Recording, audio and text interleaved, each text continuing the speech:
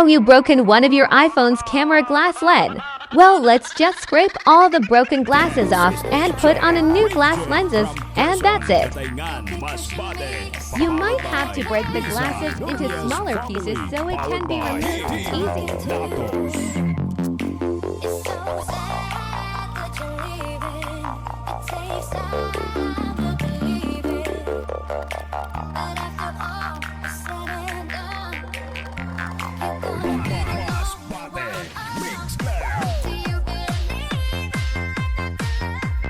After completely cleaning the broken glasses off the camera, just pick the double-sided tape replacement lens and stick it into places.